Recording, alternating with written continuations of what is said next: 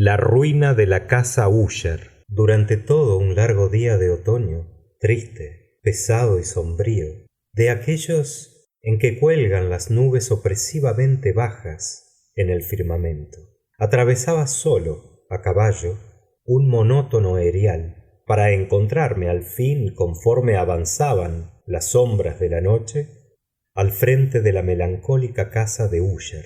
No sé por qué, pero a la primera ojeada al edificio, un sentimiento de tristeza intolerable se apoderó de mi espíritu. Digo intolerable porque esta impresión no estaba siquiera atenuada por aquella sensación casi agradable, por cuanto poética, con que generalmente recibe el cerebro las imágenes naturales, aunque austeras, de lo desolado y lo terrible. Miraba la escena que se desarrollaba ante mis ojos, la casa y las simples líneas del paisaje de los alrededores del dominio, los muros helados, las ventanas semejando cuencas vacías, unos cuantos lozanos juncos y algunos blancos troncos de árboles moribundos. Mirábalo todo con depresión de ánimo tan profunda que sólo puede compararse con propiedad al despertar de los sueños de un fumador de opio, al amargo ingreso a la vida, al desgarramiento horrible de los velos. Sentíase tal frialdad, tal desfallecimiento, tal angustia del corazón, una melancolía tan irremediable de la mente, que ningún estímulo era capaz de impulsar la imaginación hacia la idea de lo sublime. ¿Qué era aquello? Me detengo a pensar. Aquello que enervaba tanto en la contemplación de la casa de Usher. Misterio insoluble. Ni tan siquiera podía luchar con las sombrías fantasías que acudían en tropel a mi mente cuando trataba de investigarlo.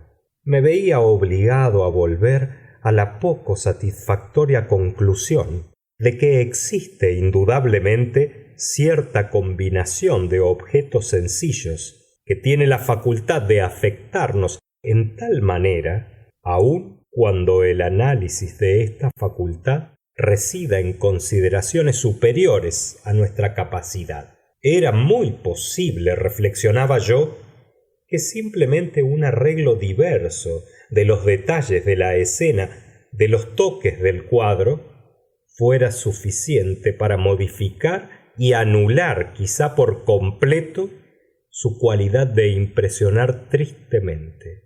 Y raciocinando así, encaminé mi cabalgadura hacia la margen escarpada de un negro y cárdeno lago que yacía con brillo inmóvil cerca de la morada. Miré abajo y pude contemplar en el fondo, con estremecimiento más vivo aún, la imagen refleja e invertida de las grises juncias, de las ramas de los árboles, semejando espectros, y de las ventanas que aparecían como cuencas vacías. A pesar de todo, me disponía a permanecer algunas semanas en aquella mansión fatídica.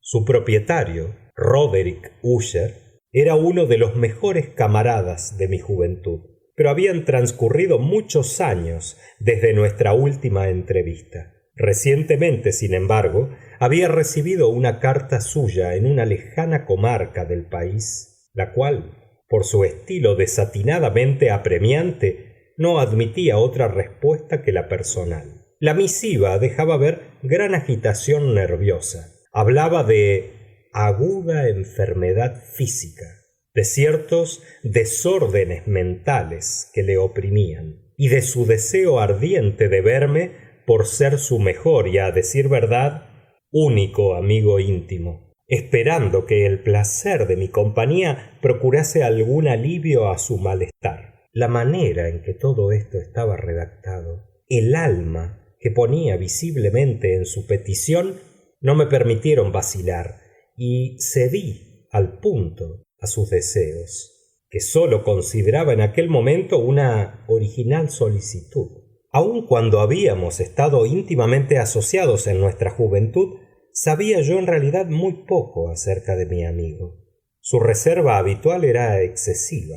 Tenía noticia, sin embargo, de que su familia, muy antigua, se había distinguido desde tiempo inmemorial por una sensibilidad peculiar de temperamento que se desplegaba a través de las edades en muchas obras de arte exaltado, manifestándose últimamente en frecuentes donativos de munificente y discreta caridad, como también en apasionada devoción a las complejidades del arte musical, de preferencia a sus bellezas convencionales y fácilmente comprensibles. Conocía además el hecho, digno de tenerse en cuenta, de que los vástagos de la raza de Usher, muy respetada en todo tiempo, jamás habían dado vida a ninguna rama lateral vigorosa. En otras palabras, que la familia entera estaba representada por su descendencia directa y que siempre había acontecido lo mismo con pequeñas y temporales diferencias. Esta deficiencia, consideraba yo, enlazando en el pensamiento la armonía perfecta de la índole de aquella circunstancia con la individualidad característica de los descendientes de la casa de Usher, y calculando la posible influencia que la falta de ramas colaterales podía haber ejercido en un lapso de varias centurias, por la consiguiente transmisión directa de padres a hijos del patrimonio junto con el nombre, era indudablemente la razón de haberse identificado ambos de tal suerte que el título original de la propiedad quedó al fin absorbido en la singular y ambigua denominación de Casa de Usher, que parecía incluir a la vez en la mente del pueblo que la usaba el nombre de la familia y el nombre de la mansión. He dicho que mi infantil experimento de mirar al fondo del estanque tuvo como único resultado agravar más aún mi primera y extraña impresión. Es indudable que la conciencia del rápido desarrollo de mi superstición, ¿por qué no llamarla así?, sirvió sólo para acrecentarla. Tal es, como lo sabía hace mucho tiempo, la ley paradójica de todos los sentimientos que tienen por base el terror. Y puede muy bien haber sido esta la única causa de que, al levantar mis ojos desde la reflexión del lago hasta la verdadera mansión, brotara en mi mente una fantasía singular. Fantasía tan ridícula, en verdad, que debo mencionarla siquiera sea para demostrar la intensidad de las sensaciones que me agitaban.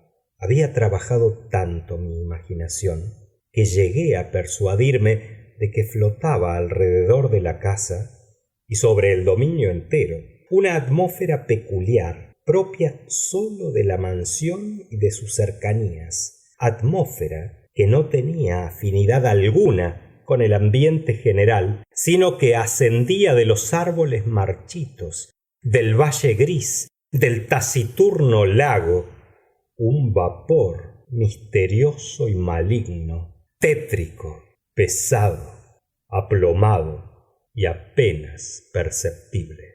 Sacudiendo de mi espíritu aquello que debe haber sido un sueño, examiné minuciosamente el verdadero aspecto del edificio.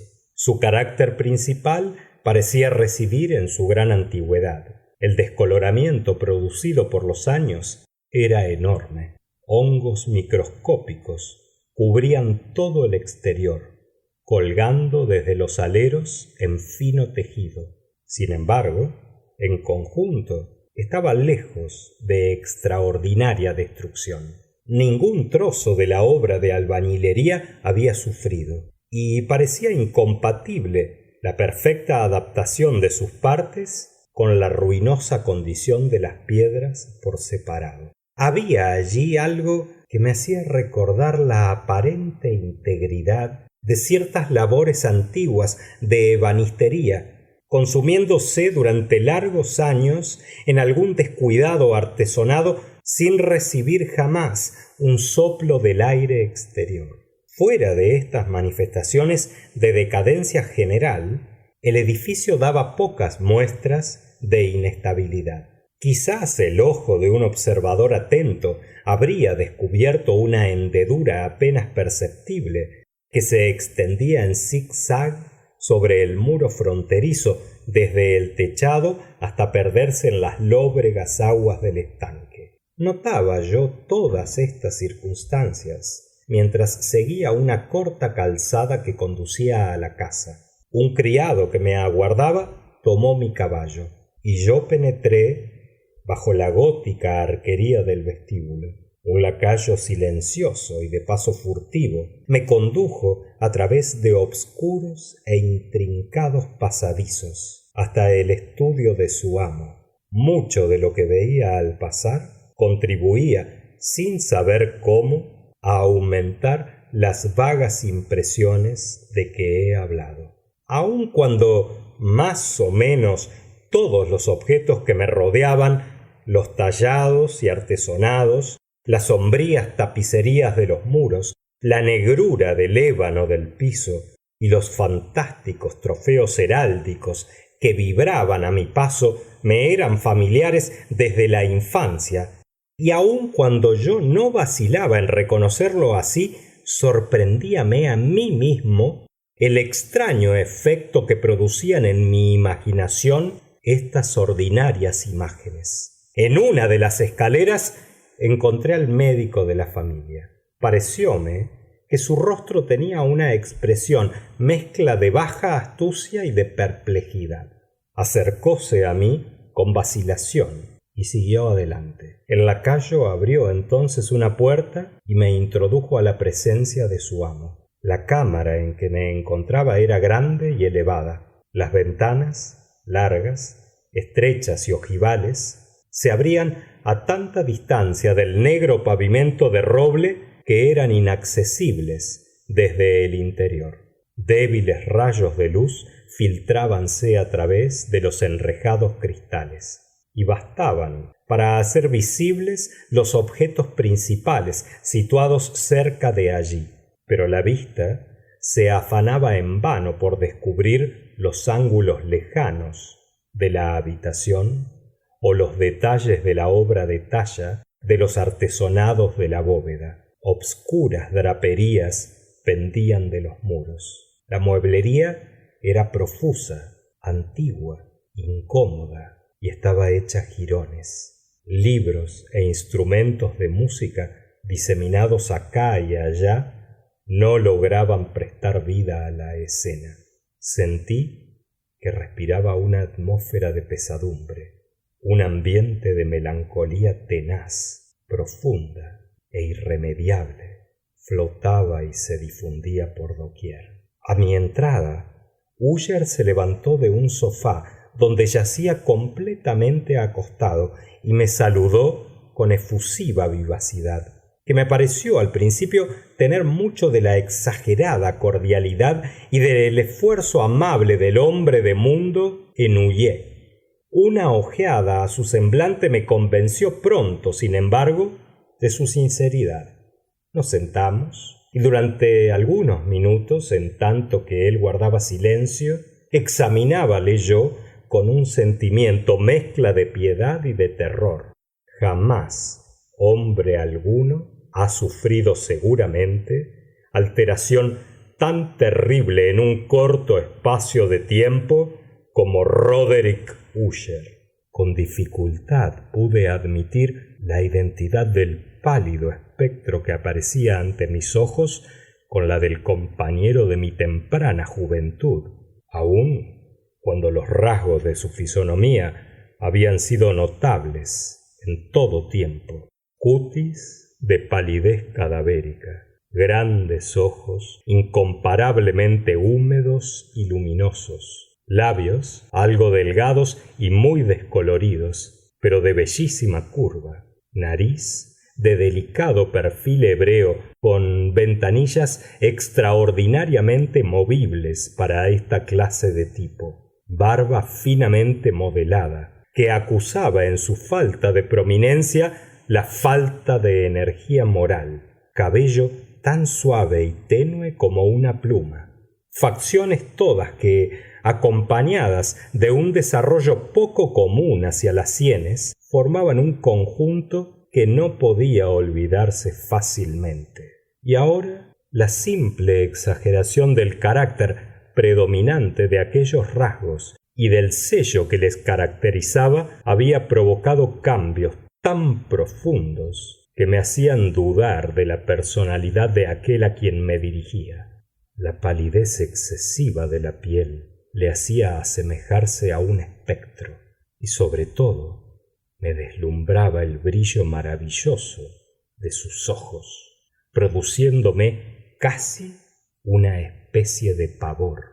El cabello plateado había crecido descuidadamente y en su tenuidad flotaba más bien que caía alrededor del rostro, en forma tal que me era imposible asociar su arábigo estilo con la idea de un ser humano. En los modales de mi amigo pude notar inmediatamente cierta incoherencia y vaguedad que provenían, según me apercibí pronto, de continuos y fútiles esfuerzos para dominar una habitual trepidación o excesiva agitación nerviosa. En realidad, estaba preparado a encontrar algo de esta naturaleza, no sólo por su carta, sino por reminiscencias de la expresión particular de sus facciones juveniles y por conclusiones fáciles de deducir de su temperamento y aspecto físico peculiares. Sus ademanes eran alternativamente fogosos y taciturnos. Su voz cambiaba con rapidez, desde cierta trémula indecisión, cuando la vida física parecía completamente agotada, hasta una especie de concisión enérgica, una enunciación firme, áspera, pausada y sonora, semejante a aquella gutural pronunciación lenta, equilibrada y vibrante que puede observarse en el ebrio consuetudinario o en el fumador de opio impenitente durante el período de excitación más intensa. En esta forma habló del objeto de mi visita, de su deseo ardiente de verme y del solaz que aguardaba de mi presencia. Entró al cabo en lo que consideraba la naturaleza de su enfermedad. Era, decía, un mal de constitución y de familia, algo para lo cual desesperaba de encontrar remedio. Una simple afección nerviosa, añadió inmediatamente, que sin duda pasaría pronto. Se manifestaba esta afección en una multitud de sensaciones extraordinarias. Algunas de ellas me interesaron y trastornaron conforme las detallaba, aun cuando influían quizá para este resultado los términos que empleaba y su manera de narrarlas. Sufría mucho por la sensibilidad morbosa de sus sentidos. Sólo podía tolerar el alimento más insípido. Podía usar únicamente vestiduras de determinada clase de tejido. El perfume de las flores le oprimía.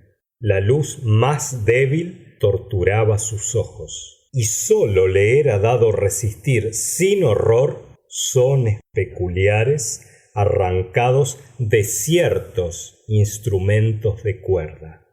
Le encontré ciegamente esclavizado por terrores anómalos. Pereceré seguramente, decía. Debo perecer en esta deplorable locura. Así y no de otra manera he de morir. Tiemblo ante los acontecimientos futuros, no tanto en sí mismos como en sus resultados. Me estremezco al pensamiento de cualquier incidente, siquiera el más trivial, que se desarrolle para mí en medio de esta intolerable agitación de espíritu. En verdad, no odio el peligro, sino en su efecto absoluto, el terror. En esta lastimosa y debilitada condición, siento que pronto o tarde llegará el momento en que pierda a la vez la razón y la vida en lucha con el horrendo fantasma. Terror, Me di cuenta, además, a intervalos y a través de cortadas y ambiguas alusiones, de otro rasgo singular de su estado mental. Hallábase encadenado a la mansión que habitaba por ciertas creencias supersticiosas en virtud de las cuales jamás se había atrevido a alejarse durante largos años, que se basaban en determinada influencia cuyo supuesto poder se transmitía en forma demasiado tenebrosa para repetirse aquí. Influencia que, debido a ciertas peculiaridades en la naturaleza y estructura de la morada de sus antepasados, había prevalecido en su espíritu a costa de largos sufrimientos, afirmaba él, efecto provocado por la fisonomía de los grises muros y torrecillas y por el tétrico estanque en que se reflejaban, que había al fin echado abajo la fuerza moral de su existencia. Admitía, sin embargo, aunque con alguna vacilación, que gran parte de aquella melancolía particular que le afligía podía atribuirse a causa más natural y palpable, a la seria y larga enfermedad y probablemente cercano fin de una hermana tiernamente amada, su única compañera por largos años, el único y último miembro de su familia en la tierra. Su muerte, decía con amargura que jamás olvidaré, le dejaría a él, desesperado y frágil, único descendiente de la antigua raza de Usher. Mientras hablaba así, Lady Madeleine, que así se llamaba la dama, atravesó suavemente un ángulo lejano de la habitación y desapareció sin haber notado mi presencia.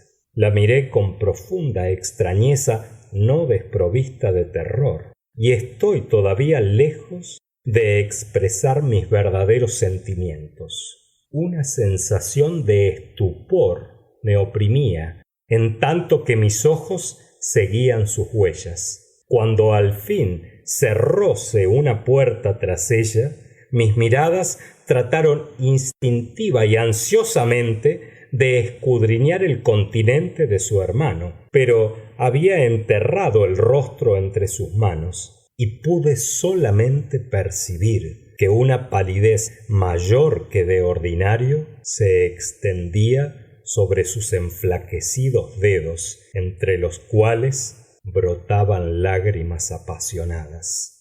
La enfermedad de Lady Madeleine había burlado largo tiempo la ciencia de los facultativos. Una apatía continua, una gradual decadencia de su constitución y frecuentes, aunque pasajeras afecciones, de carácter cataléptico en su mayor parte, formaban la diagnosis habitual. Al principio luchó ella contra la fuerza del mal sin guardar cama definitivamente, pero en la noche de mi llegada a la casa sucumbió al poder destructor de la enfermedad. Según me participó su hermano, con agitación inenarrable, y supe que lo que había vislumbrado de su persona en aquel momento sería probablemente todo lo que llegaría a conocer de la dama en vida por lo menos.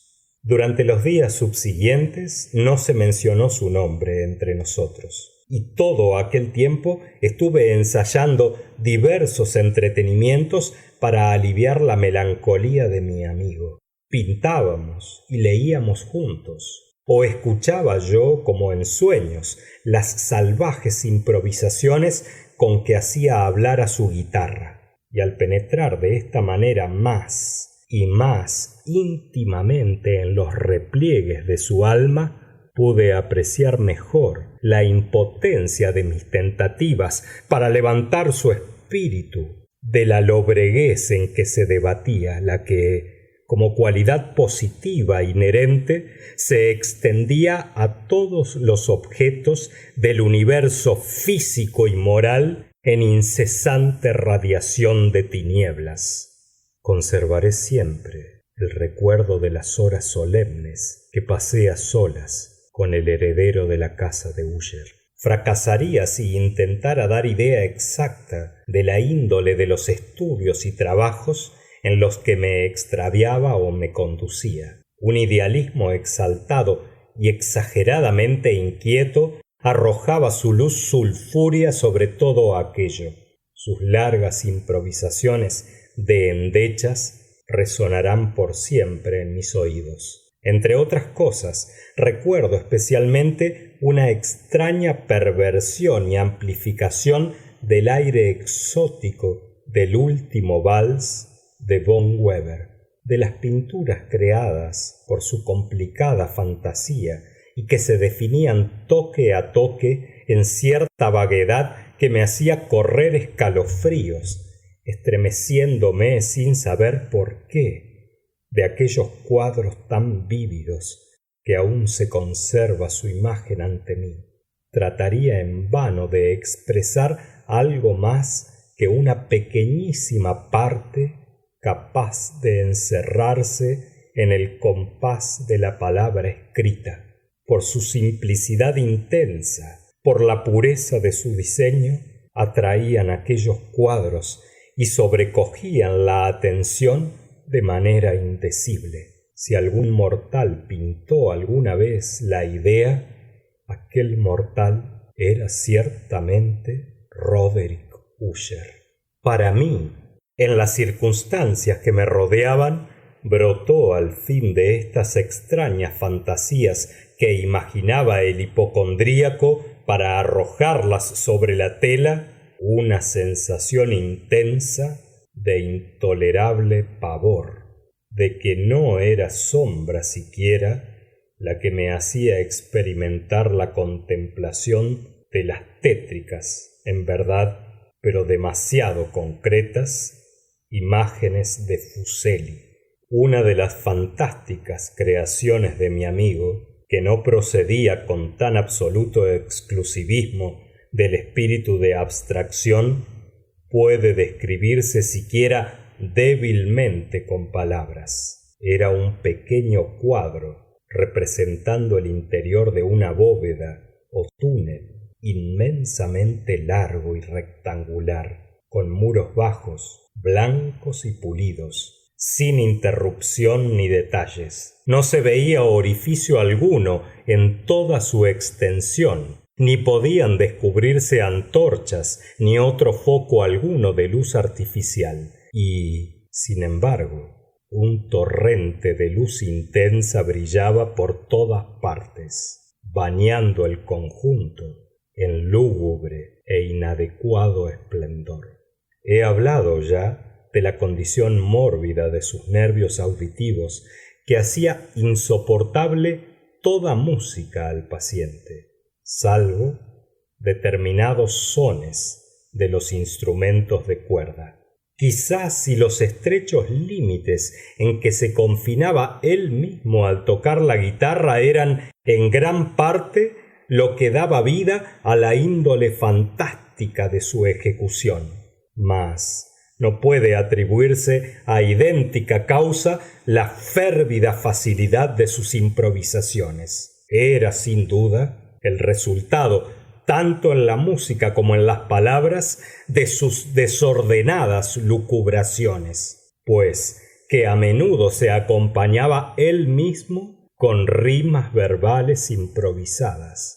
De aquella intensa concentración y reacción a la cual aludía anteriormente, y que sólo es dado observar en momentos determinados de gran excitación artificial.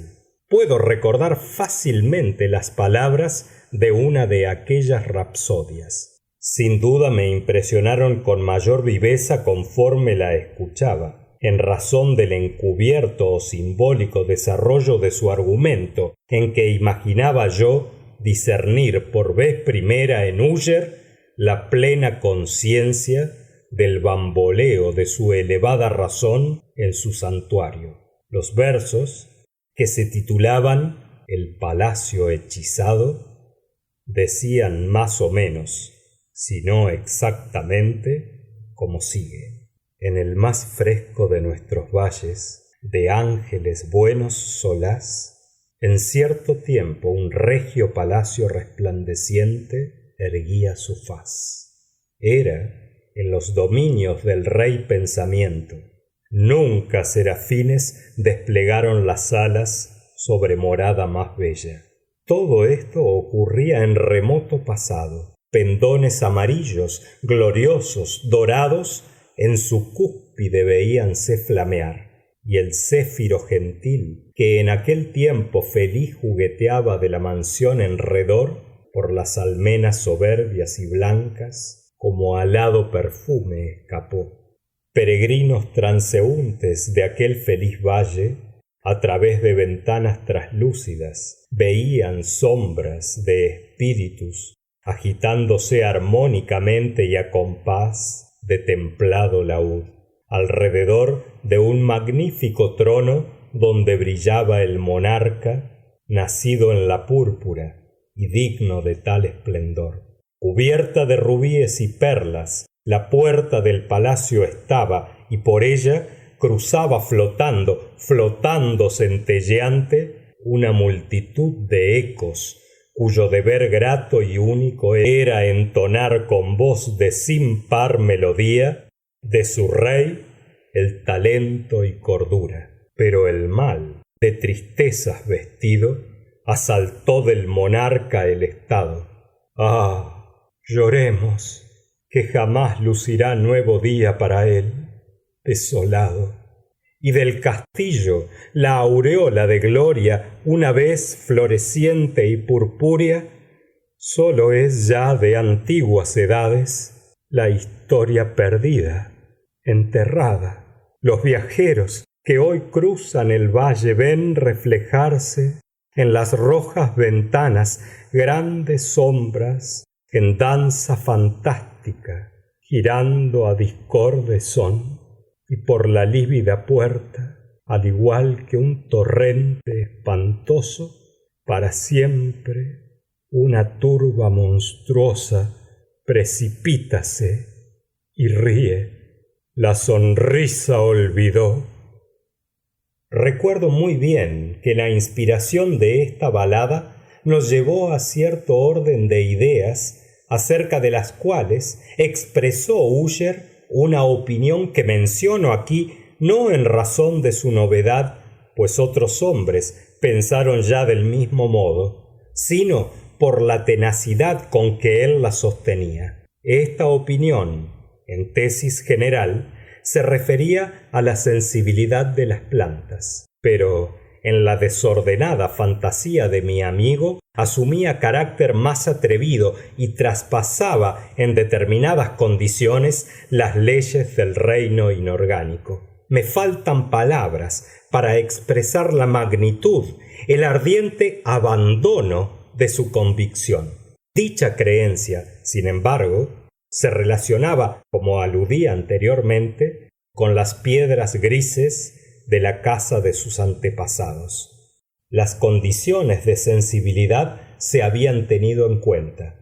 Imaginaba él, en el arreglo de tales piedras, en el orden de su colocación, así como en la disposición de los hongos que las cubrían y de los marchitos árboles que se conservaban en los alrededores, y, sobre todo, en el largo tiempo que este arreglo se había respetado y en su reflexión en las quietas aguas del estanque. La prueba de la sensibilidad de aquellos objetos podía encontrarse, decía, y aquí me estremecía sus palabras, en la gradual y positiva condensación de una atmósfera propia sobre las aguas y los muros de la casa. Sus efectos podían descubrirse fácilmente, añadió, en aquella muda pero poderosa y terrible influencia que había encauzado por varias centurias los destinos de su familia,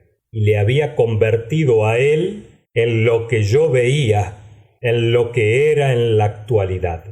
Nuestros libros, los mismos que durante largos años habían constituido gran parte de la existencia mental del enfermo, guardaban, como puede suponerse, estrecha analogía con este personaje de leyenda. Profundizamos juntos obras como el Weber et Chartres de Gresset, el Belphegor de Machiavelli, el Heaven and Hell de Swedenborg, el Subterranean Voyage of Nicholas Klim de Holderberg, la Chiromancie por Robert Fludd, por Jean de Indaginé y por Delechambre, la Journey into the Blue Distance por Tieck y la City of the Sun por Campanella.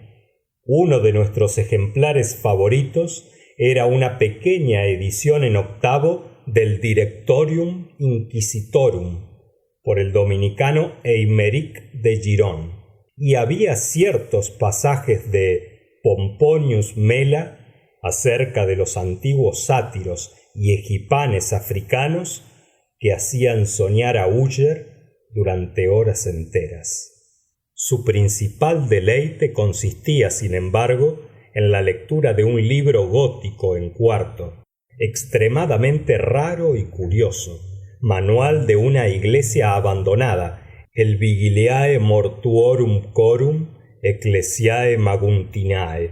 No pude dejar de recordar el salvaje ritual de aquella obra y pensar en su probable influencia sobre el hipocondríaco. El día en que, después de informarme bruscamente de que Lady Madeleine había fallecido, me manifestó su intención de conservar el cadáver durante una quincena en alguna de las numerosas bóvedas que existían en los muros del edificio, antes de proceder a su definitiva inhumación. La razón principal que adujo para este singular procedimiento era de tal naturaleza que no me dejaba libertad de discutirla. Sentíase el hermano inclinado a esta resolución, según explicó, a causa de los extraños síntomas de la enfermedad de la difunta, de ciertas interrogaciones acres e importunas de parte de los médicos, y de la situación lejana y a la intemperie que ocupaba el cementerio de la familia. No negaré que al rememorar el siniestro continente del personaje a quien encontré en la escalera el día de mi llegada a la casa, se me pasaron todos los deseos de oponerme a aquello que, después de todo, sólo consideraba inofensiva y de ninguna manera extraordinaria precaución.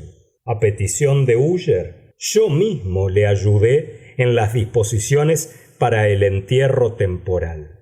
Después de colocado el cuerpo en el ataúd, nosotros solos lo condujimos al lugar de su descanso. La bóveda en que lo depositamos, cerrada por tan largo tiempo que nuestras antorchas oscilaron en su pesada atmósfera, nos dejó poca oportunidad para pesquisas minuciosas. Era pequeña, húmeda, y estaba absolutamente desprovista de medio alguno para recibir la luz, quedando situada a gran profundidad exactamente debajo de la parte del edificio que correspondía a mi cuarto de dormir. Aparentemente se había usado en remotas épocas feudales como calabozo de la peor especie, y en los últimos tiempos como depósito de pólvora o cualquiera otra sustancia combustible, pues parte del pavimento y todo el interior de un largo pasillo abovedado que allí conducía estaban cuidadosamente revestidos de cobre. La puerta, de hierro macizo, estaba también protegida de manera análoga. Su enorme peso producía un chirrido en extremo áspero y discordante al girar sobre los goznes. Después de depositar nuestra lúgubre carga sobre algunos soportes en esta mansión de horror, nos volvimos a medias hacia el ataúd, todavía sin cerrar, para contemplar el rostro de la ocupante. Lo primero que atrajo mi atención fue la sorprendente semejanza que existía entre la hermana y el hermano. Y entonces Úger, adivinando tal vez mis pensamientos, murmuró algunas palabras por las cuales comprendí que la muerta y él eran gemelos, y que siempre se había dejado notar entre ellos cierta simpatía de constitución apenas explicable. Nuestras miradas no se detuvieron largo tiempo sobre la difunta, porque no podíamos contemplarla sin terror. El mal que postró a Lady Madeline en plena madurez de su juventud dejóla, como sucede en todas las enfermedades de carácter esencialmente cataléptico, la ironía de un débil sonrosado en el seno y en el semblante, y aquella lánguida y misteriosa sonrisa tan terrible en los dominios de la muerte. Colocamos la tapa en su sitio, fijándola con tornillos, y después de asegurar la puerta de hierro, volvimos penosamente a las habitaciones altas de la casa, tan tétricas casi como el lugar que acabábamos de abandonar. Después de algunos días de amargo pesar, presentóse un cambio notable en los síntomas del desorden mental que afligía a mi amigo. Su manera de ser cambió enteramente. Olvidaba o descuidaba sus ocupaciones ordinarias. Vagaba de pieza en pieza con paso precipitado, desigual y sin objeto. Su palidez asumía tonos aún más cadavéricos, a ser posible, pero la lumbre de sus ojos habíase extinguido por completo.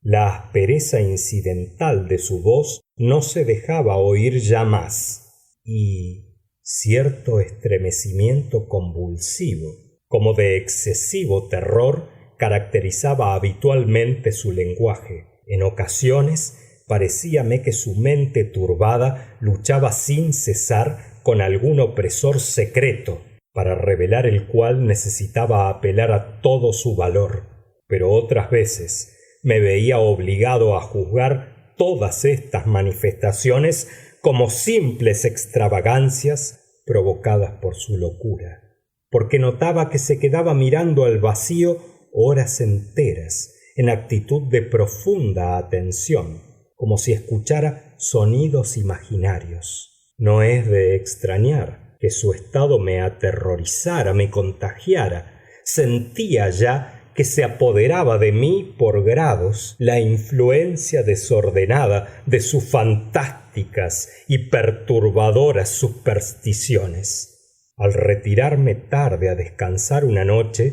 7 u 8 días después de depositar el cuerpo de Lady Madeline en el calabozo, pude apreciar mejor que nunca el alcance de tales impresiones. El sueño había huido de mis párpados mientras las horas transcurrían una tras otra. Intenté raciocinar para dominar la nerviosidad que se había apoderado de mi espíritu.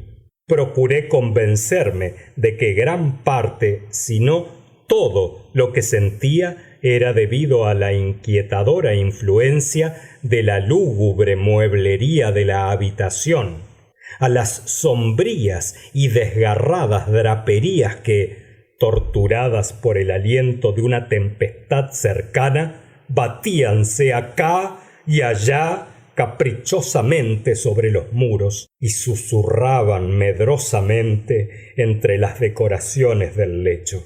Pero mis esfuerzos fueron infructuosos. Un temblor invencible se apoderó de mí gradualmente y al fin pesó sobre mi corazón una alarma aguda e infundada. Dominándola con pena y respirando fuertemente, me enderecé sobre las almohadas, tratando ansiosamente de penetrar la intensa obscuridad de la cámara, y escuché entonces, no sé cómo, a menos que algún espíritu del instinto me incitara, ciertos ruidos sordos e indistintos que venían a largos intervalos, yo no sé de dónde, entre las pausas de la tempestad. Oprimido por un intenso sentimiento de horror, tan extraordinario como intolerable, me eché encima la ropa precipitadamente, sabiendo bien que no podría ya dormir aquella noche, y traté de reaccionar contra la condición deplorable en que me encontraba, dando paseos forzados de un extremo a otro de la habitación. Había dado así algunas vueltas cuando un leve paso en la escalera contigua atrajo mi atención. Reconocí inmediatamente a Usher.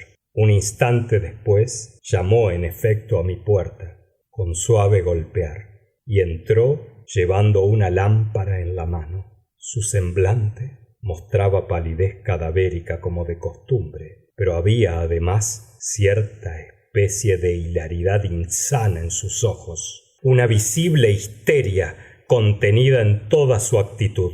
Su aspecto me aterró, pero todo era preferible a la soledad que había soportado largas horas, y llegué hasta felicitarme de su presencia como un alivio. «De modo que no habéis visto», dijo exabrupto, después de mirar intensa y silenciosamente en torno suyo por algunos instantes. «¿No habéis visto? Pero aguardad, ya veréis». Hablando así y bajando cuidadosamente la pantalla de su lámpara, dirigióse con rapidez a una de las ventanas y la abrió de par en par ante la tempestad. La impetuosa furia de las ráfagas que se precipitaron en la habitación nos levantó casi por los aires. Era en verdad una noche borrascosa, pero de austera belleza, y singularmente extraña en su hermosura y en su horror. Verosímilmente se había levantado un torbellino en las cercanías, porque se presentaban frecuentes y violentas alteraciones en la dirección del viento y en la densidad excesiva de las nubes, tan bajas que parecían pesar sobre los torreones del castillo. No impedía notar la velocidad de seres vivientes, al parecer, con que se precipitaban unas contra otras de todos lados sin desvanecerse a la distancia. Decía que su excesiva densidad no impedía que apreciáramos el espectáculo, aun cuando no había rastro de luna ni de estrellas, ni resplandor alguno de relámpagos. Sin embargo, la superficie inferior de aquellas pesadas masas de agitado vapor, así como todos los objetos terrestres que nos rodeaban, resplandecían a la luz sobrenatural de una exhalación gaseosa, débilmente luminosa y perfectamente visible, que circundaba y envolvía toda la mansión. «No debéis presenciar este espectáculo, no lo presenciaréis», exclamé dirigiéndome a Usher y estremeciéndome mientras le arrastraba con suave violencia desde la ventana hasta un asiento.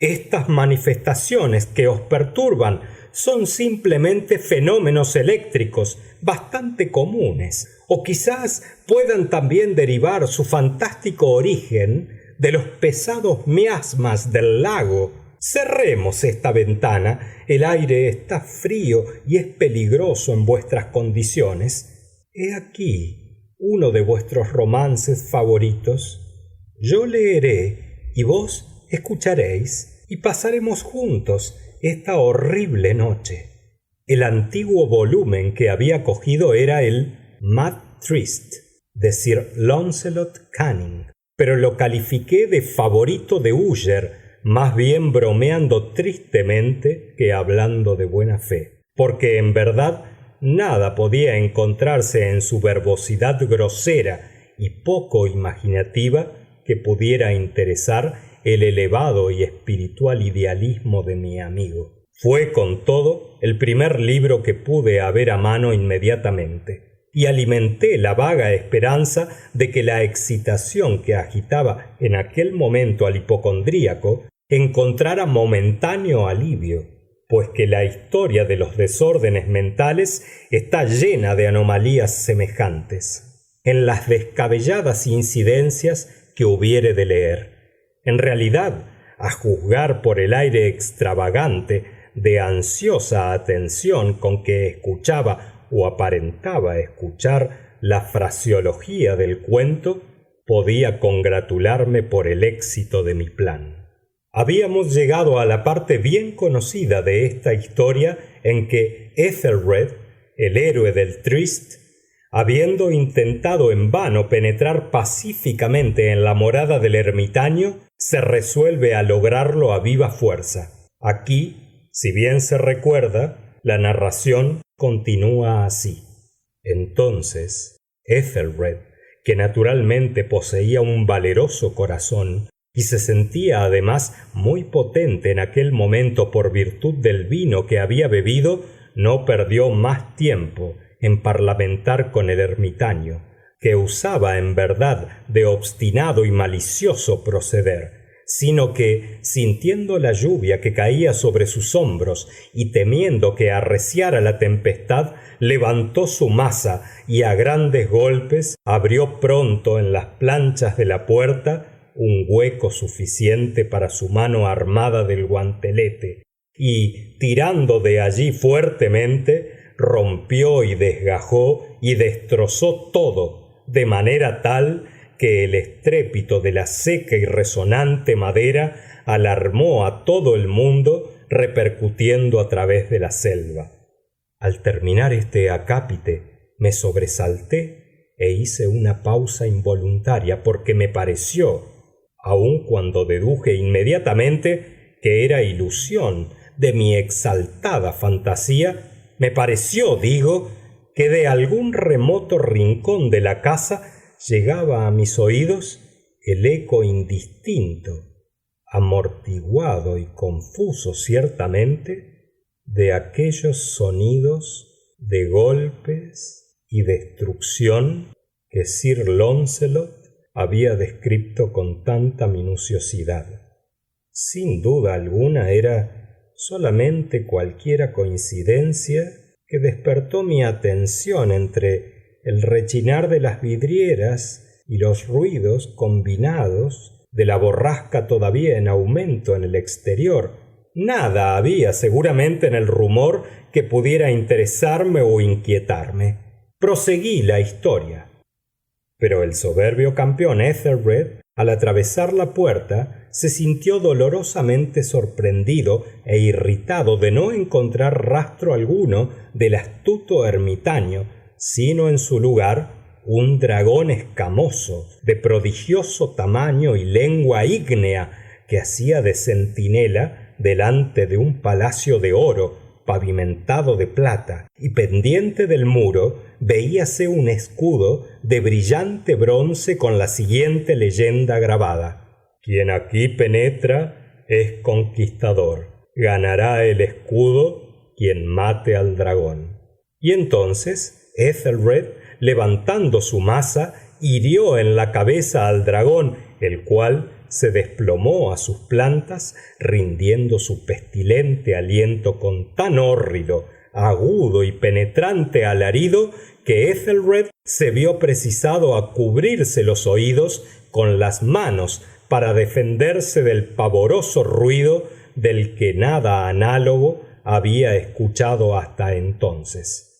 Aquí me detuve de nuevo bruscamente, esta vez con sentimiento de profundo estupor, porque no podía caberme la menor duda de que en el mismo instante había oído en realidad, aun cuando me fuera imposible indicar la dirección, un grito ahogado y aparentemente lejano, pero áspero, prolongado y extraño, un sonido discordante, exacta reproducción de lo que mi fantasía había ya evocado, como el sobrenatural alarido del dragón descrito por el romancero.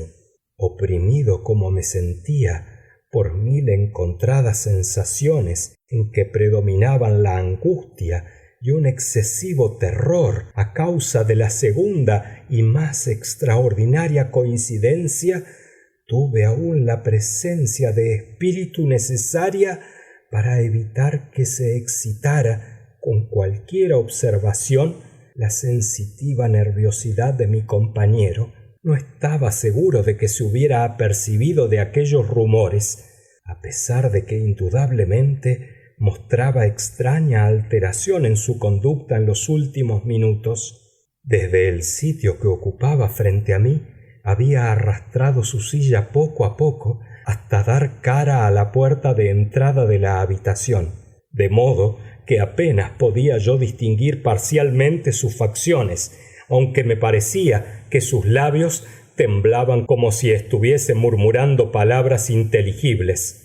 Su cabeza había caído sobre el pecho, pero yo sabía que no estaba dormido, pues en una ojeada furtiva a su perfil descubrí uno de sus ojos rígidamente abierto. El movimiento de su cuerpo difería también de su manera habitual, porque se mecía de un lado a otro con ondulación suave, uniforme y constante. Notando todo esto con rapidez, reasumí la narración de Sir Launcelot, que proseguía así: y habiendo escapado el campeón en esta forma a la furia tremebunda del dragón, y recordando el bronceado escudo y la ruptura del encanto que allí residía, empujó el cuerpo de la fiera lejos de su paso y avanzó valerosamente sobre el plateado pavimento del castillo hasta el lugar donde estaba el escudo pendiente del muro, el cual no aguardó en verdad que el héroe hubiese llegado, sino que cayó espontáneamente a sus pies sobre el pavimento de plata con inmenso estruendo y horrísono sonido retumbante. No habían terminado mis labios de proferir estas palabras cuando, semejando en realidad un escudo de bronce que cayera pesadamente en aquel mismo instante sobre un pavimento de plata, pude oír distintamente una metálica, hueca y estridente, aunque ahogada repercusión. Completamente trastornado me levanté de un salto, pero el mesurado balanceo de Úsher continuó sin interrupción.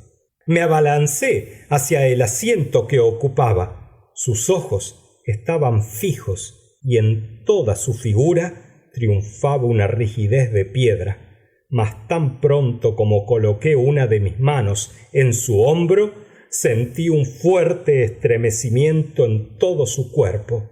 Una sonrisa marchita tembló sobre sus labios y vi que hablaba en un murmullo bajo, precipitado e ininteligible, como inconsciente de mi presencia. Inclinándome muy cerca sobre él, pude al fin beber la horrenda importancia de sus palabras. ¿No lo oís? Sí, yo lo oigo y lo había oído. Muchos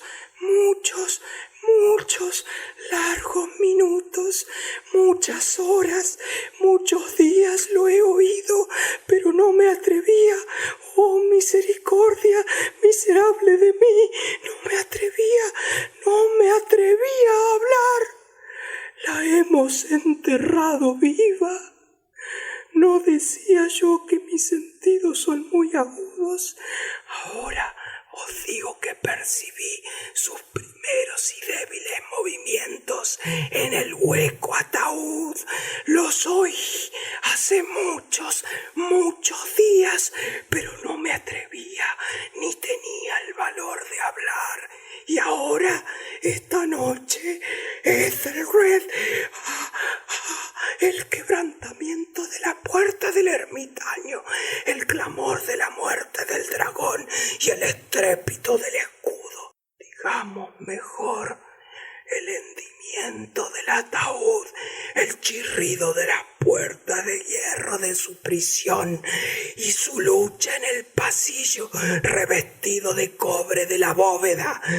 Oh, ¿dónde escapar? Por ventura ahora no estará ella aquí dentro de poco. ¿No se apresurará a vituperarme por mi precipitación? ¿No he oído acaso sus pasos en la escalera? ¿No he escuchado el pesado y horrible latir de su corazón? ¡Insensato! Aquí se puso en pie furiosamente y gritó sílaba por sílaba, con tal fuerza que parecía iba a rendir el ánima. ¡Insensato! Os digo que ella se encuentra en este instante delante de la puerta. Como si la energía sobrehumana de su enunciación hubiese tenido el poder de un conjuro, los enormes bastidores antiguos a que señalaba Úger corrieron hacia atrás suavemente en el mismo instante sus pesadas garras de ébano.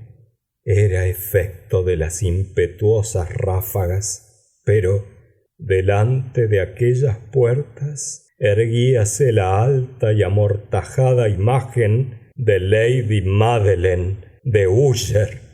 Había sangre en sus blancas vestiduras y señales de lucha cruel en toda su enflaquecida figura. Detúvose por un momento, temblando y bamboleándose en el umbral, y luego, con sordo y lúgubre gemido, se desplomó pesadamente sobre su hermano y, en las violentas convulsiones de su real y esta vez postrera agonía, le trajo al suelo cadáver, víctima de los terrores que él mismo se había anticipado.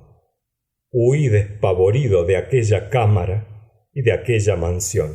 La tempestad bramaba todavía en plena furia cuando yo me encontré cruzando la antigua calzada.